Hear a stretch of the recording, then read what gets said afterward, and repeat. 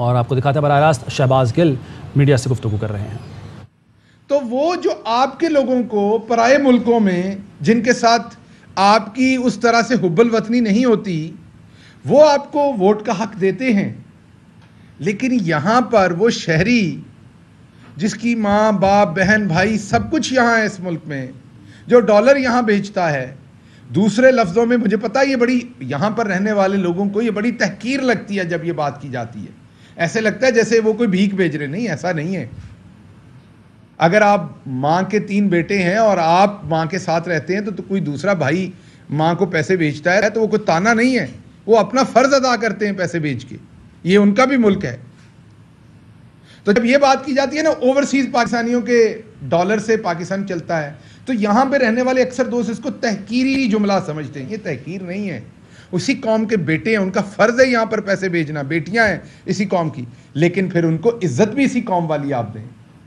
जब उस तरफ उनका फ़र्ज़ है तो फिर उनके हकूक़ भी हैं इस मुल्क के ऊपर।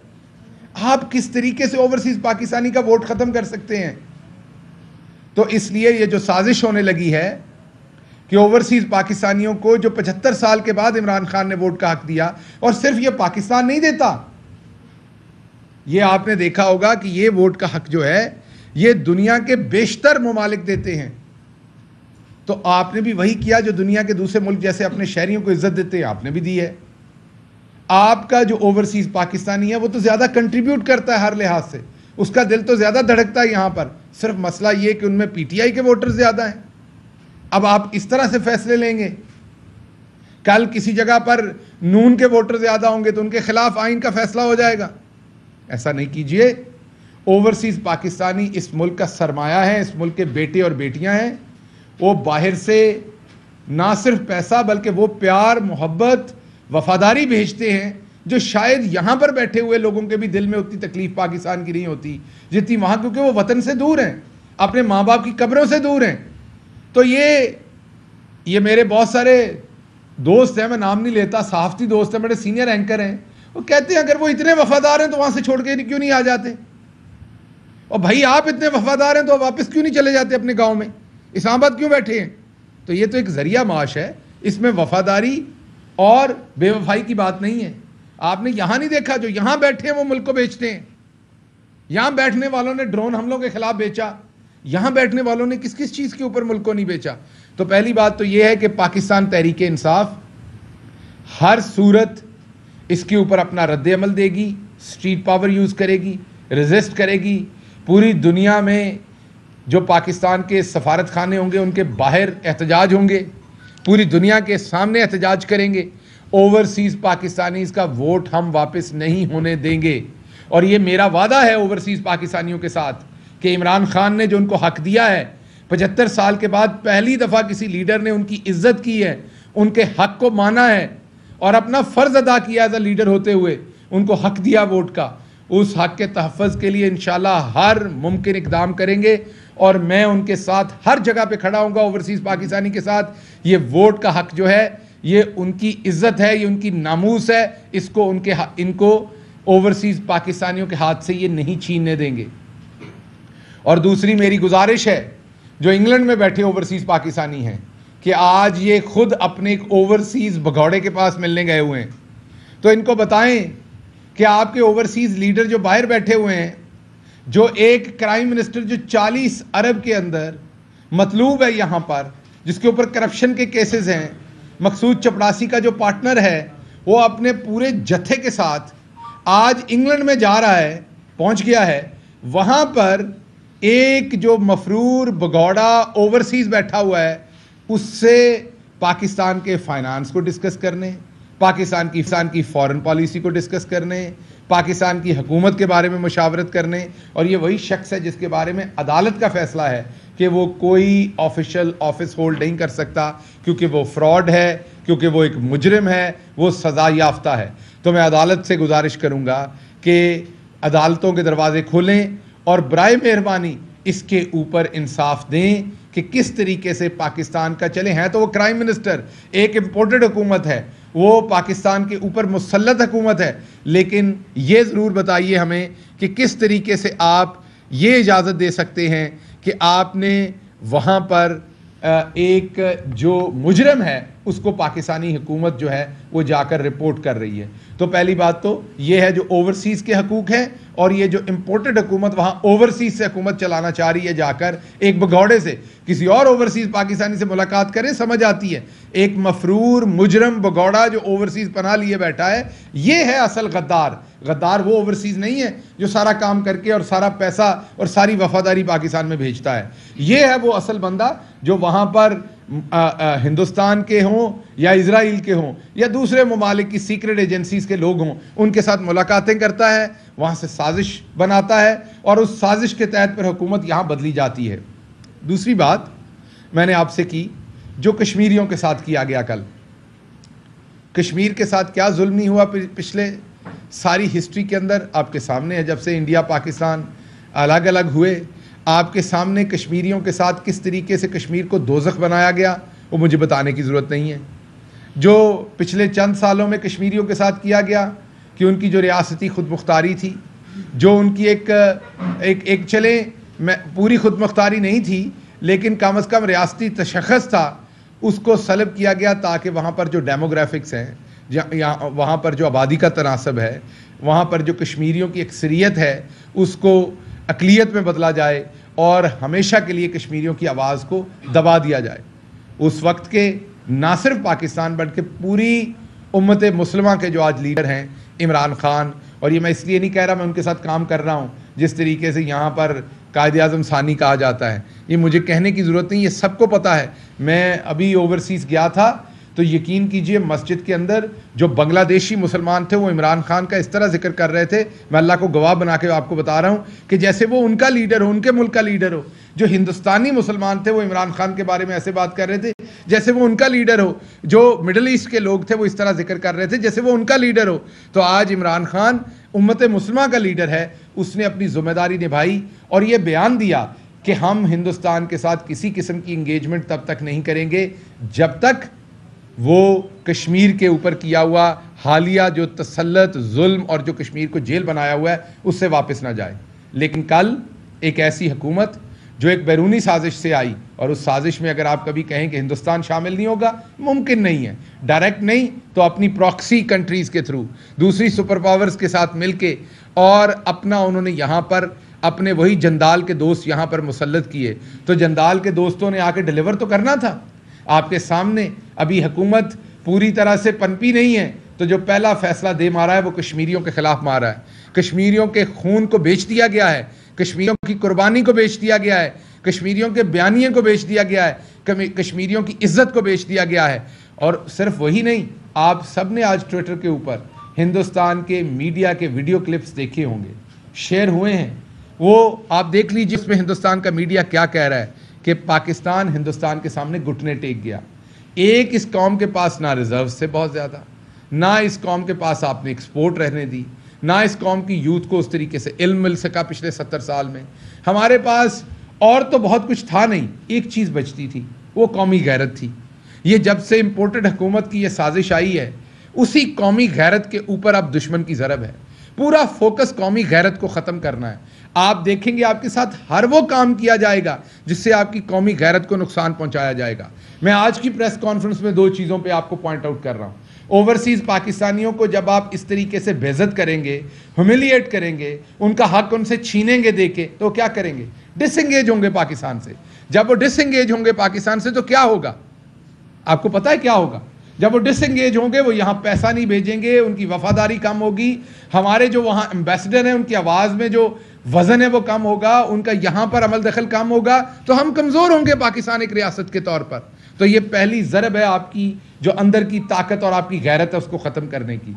दूसरी आपकी जो ताकत और गैरत है वो ये है कि आप लड़ना चाहते हैं। आपने देखा कि हमारे नबी मोहम्मद मुस्तफ़ा सल्लल्लाहु अलैहि वसल्लम ने हमारी तरबियत ये की कि अमन करो, हर एक से अमन कायम करने की कोशिश करो, हर एक से सुलह करने की कोशिश करो, हर एक को अमन का पैगाम दो। लेकिन अगर आपके ऊपर कोई जंग मुसल्लत करे तो फिर आप भले 313 हो और दूसरी तरफ आपसे कई गुना ज़्यादा हो, फिर डट जाओ, फिर हार जीतने की बात नहीं हो, फिर हज़रत हुसैन अलैहिस्सलाम की तरह कुर्बानी देने के लिए तैयार हो। तो क्या इस कौम ने ये साबित नहीं किया 1965 में क्या इस कौम ने जब जब इसके ऊपर दुश्मन ने ललकारा, इस कौम ने साबित नहीं किया?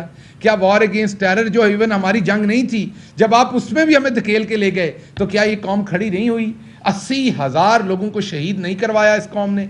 ये कौम उम्मती है मोहम्मद मुस्तफ़ा सल्लल्लाहु अलैहि वसल्लम की।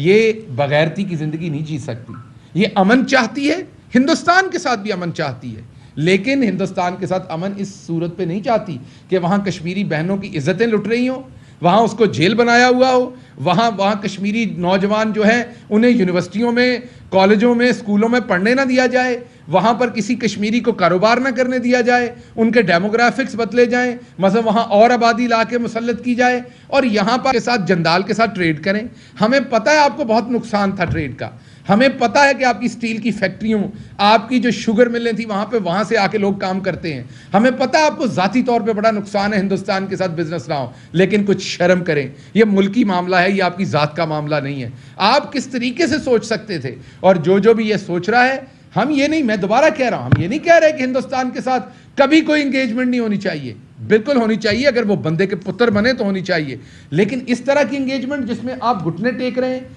जिसमें आप वन साइडेड अपनी गैरत का सौदा कर रहे हैं, तो ये जो बैरूनी साजिश थी जिसमें हमने अपनी खुददारी किसी के हवाले करने की कोशिश की है, इस खुददारी का एक चौकीदार अब हिंदुस्तान भी हो रहा है। अब वो भी खरीदारी कर रहा है, अब वो भी अपने आप को कह रहा है कि आपने घुटने नहीं टेके।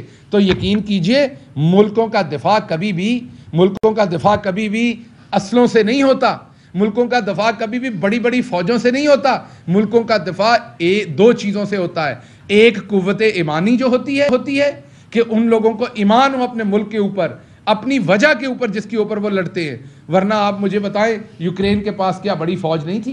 क्या उनके पास बजट नहीं था? या और मुल्कों की मिसालें ले लें आप, तो मुल्कों का दिफा पहले जज्बा ईमानी पे होता है। हमारा एक एक फौजी शहीद जो शहीद होता है, पीछे बेवा छोड़ता है, पीछे छोटे छोटे बच्चे छोड़ता है, पीछे माँ छोड़ता है, कोई उसे पता नहीं होता उनका पुरसाने हाल किस तरीके से होगा अगले टाइम में। जब कोई चला जाता है, शहीद का बहुत बड़ा दर्जा है, इसमें कोई शक नहीं, लेकिन जिनका चला जाता है उनसे पूछें उन पे क्या मुसीबतें गुजरती हैं। उस माँ से पूछें जब ईद वाले दिन उसको उसका लाल नजर नहीं आता, उस बहन से पूछें जब उसकी शादी पे उसका भाई साथ नहीं खड़ा होता। तो वो जो जान देता है बॉर्डर के ऊपर, वो इसलिए नहीं देता कि आप जंदाल के साथ हाथ मिला लेंगे कौमी गैरत के ऊपर, वो जान इसलिए देता है कि उसको ये पता होता है कि पूरी कौम पीछे खड़ी है और मैं उसकी गैरत का दिफा कर रहा हूं। वो इसलिए जान बॉर्डर के ऊपर खड़ा होकर देता है कि उसको पता है कि मैं जज्बा ईमानी के ऊपर लड़ रहा हूं, मैं मोहम्मद मुस्तफ़ा सल्लल्लाहु अलैहि वसल्लम के बताए हुए असूलों के ऊपर लड़ रहा हूं, इसलिए जान देता है। वरना जान कौन देता है? आप मुझे बताइए, जान किसी कीमत पे कोई दे सकता है? कोई अब खरीद सकते हैं किसी एक फौजी जवान की जान भी?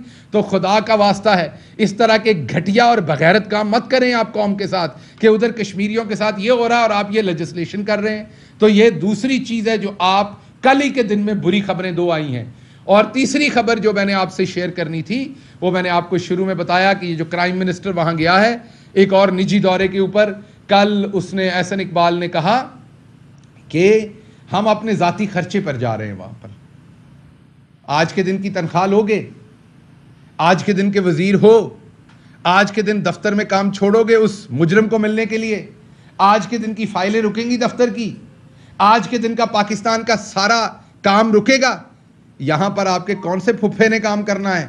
आज के दिन जो सारा रुकेगा, तो आप ये कह रहे हैं कि इसका कौम के ऊपर किसी किस्म का कोई खर्चा नहीं है। आप उस मुजरिम भगौड़े को मिलने जा रहे हैं कौम के खर्चे के बगैर, जिसको अदालत ने मना किया हुआ है कोई ऑफिस लेने से। तो ये जो हो रहा है आपके सामने, ये जो कठपुतली तमाशा हो रहा है, ये तब तक जारी रहेगा जब तक इलेक्शन नहीं होता। पाकिस्तान की स्टॉक एक्सचेंज क्रैश कर गई, डॉलर 191 पे पहुंच गया, आपकी माफ़ कीजिएगा, एक्सपोर्ट के ऑर्डर आज आपके कैंसिल हो रहे हैं, आपकी कौमी गैरत का सौदा किया जा रहा है। मैंने अभी आपको बताया है, हर तरफ हम उल्टी गिनती शुरू किए हुए हैं। ये जब से हमारा भाई हमजा कुकड़ी आया है, वो कुकड़ी की कीमत ही डबल हो गई है। पता चला 14 अरब रुपए हमजा ने अपने फॉर्म्स के ऊपर। जारी बात है, इस फिगर की तहकीक करनी पड़ेगी। मुझे तो एक सहाफ़ी ने बताया कि अभी तक जो मुर्गी की कीमत बढ़ाई है उससे 14 अरब रुपए का हुआ है हमजा शहबाज के सिर्फ बिजनेस को, क्योंकि ज़्यादातर फार्म्स इसके। जब से ये आया चिकन महंगा हो गया है, लीमू आज मिल नहीं रहा, लीमू आज बेचारे किसी बीमार को देने के लिए नहीं मिल रहा, आज 1200-1300 रुपए किलो हो गया है। लेकिन वो तमाम लोग जो कीमतें बताया करते थे टेलीविज़न पे, वो गूंगे हैं, शायद को फालिज हो गया है सियासी किस्म का, शायद कोई और बात हो गई है। तो भाई बोलो, अब आप आवाम को अब बताओ कि अब क्या हुआ है कुकिंग ऑयल के साथ, अब आप आवाम को बताओ कि अब प्याज के साथ क्या हुआ है, अब आप आवाम को बताओ कि ना आप टमाटर ले सकते हैं ना लीमू ले सकते हैं, या आपके घरों के अंदर टमाटर और लीमू कहीं और से आ रहे हैं। कहीं वो जो कायनात बास्केट्स बनाती थी पहले महंगे महंगे तोहफों की, अब कायनात, बाजी मरियम वाली कायनात की बात कर रहा हूँ, बाजी मरियम सफदर वाली, वो जो कायनात है अब कहीं लीमू की बास्केट बना के तो नहीं भेज रही, टमाटरों की बास्केट तो नहीं बना के भेज रही, जो आपसे यहाँ बात नहीं होती।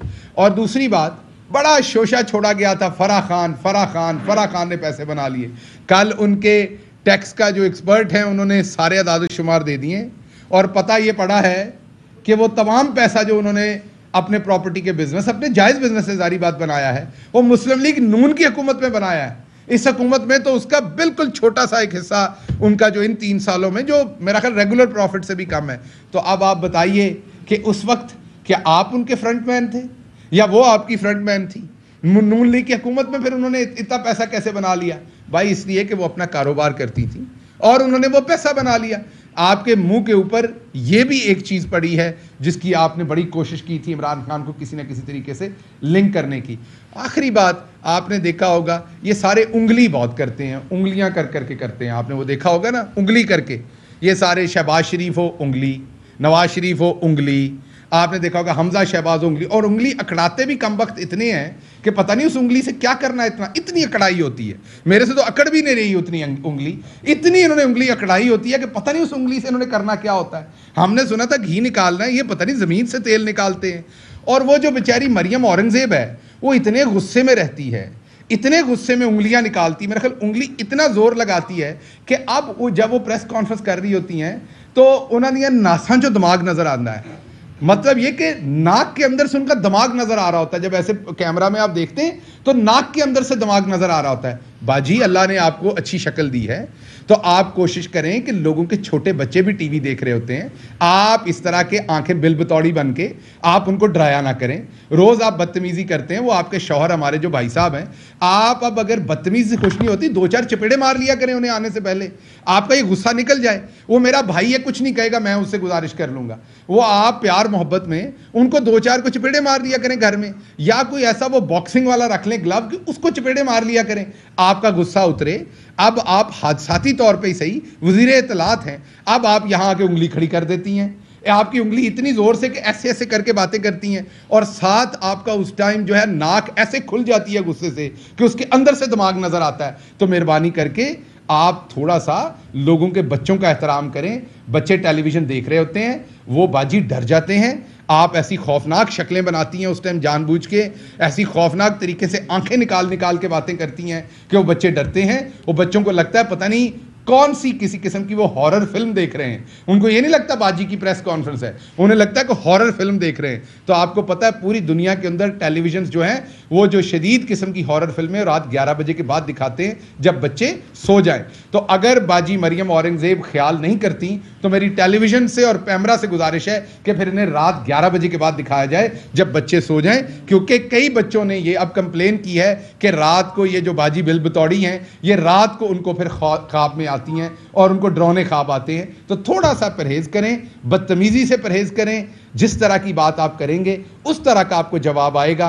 इमरान खान के बारे में बदतमीजी करेंगे तो हम आपको तुन के रख देंगे, क्योंकि इमरान खान कहाँ और आप लोग कहाँ टके टके के चोर, कहाँ टके टके के फ्रॉडिये, कहाँ टके टके के गद्दार और कहाँ इमरान खान। तो बदतमीजी करेंगे तो बदतमीजी का जवाब आपको मिलेगा। अगर आप नकेल डालने की बात करेंगे तो मेरे पास एक बड़ा अच्छा जानवर है, उसका पटा खोल के फिर आपके गले में डालने की बात की जाएगी। जैसी आप जुबान इस्तेमाल करेंगे आपको वैसा जवाब मिलेगा। शाइस्तगी रखेंगे, शाइस्ता जवाब आएगा। बहुत शुक्रिया।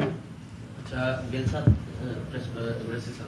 ये बता दें कि सियासत में जो एक तो जलसे आप लोगों ने शुरू कर दी, दूसरी तरफ हुकूमत जो है अब इत्तेहादी हुकूमत है वो भी जलसे करने जा रही है। तो क्या ये इलेक्शंस की तरफ आप लोग, एक तो आप लोग डिमांड करते हैं इलेक्शंस की तरफ, वो कहते हैं कि हुकूमत ही चलती रहे, तो मुल्क किस तरफ लेके जा रहे हैं? क्या क्योंकि हर कोई अपने इक़्तिदार के पीछे है, लेकिन मुल्क का क्या होगा ये आप बताएं। देखिए, हम अपने इक़्तिदार के पीछे नहीं हैं, हम पाकिस्तानी अवाम के इक़्तिदार के पीछे हैं। हम ये समझते हैं कि जिस तरह एक चलती हुई हुकूमत को बैरूनी साजिश के साथ गिराया गया और उसके ऊपर इम्पोर्टेड हुकूमत मसल्लत की गई, ये अगर 4 दिन भी और चले तो ये इस मुल्क की तबाही कर देंगे। उस चीज़ से इस मुल्क को बचाने के लिए हम जद्दोजहद कर रहे हैं।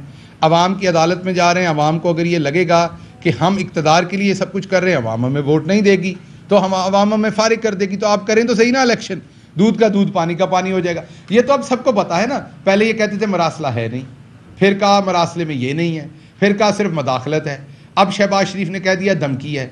सो अब मेरा ख्याल है गंदियां गालां ही रह गई हैं ने जिहड़ियां मरासले च नहीं सी लिखियां हुई।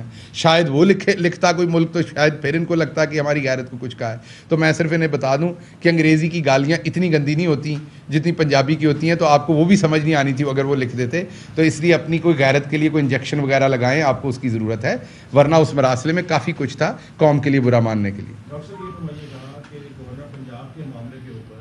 प्रेसिडेंट साहब की मंशा है, आइन और कानून ये कहता है कि वो चाहे तो कैबिनेट का फैसला तस्लीम करें, चाहे तो उनकी सवाल वो ना करें।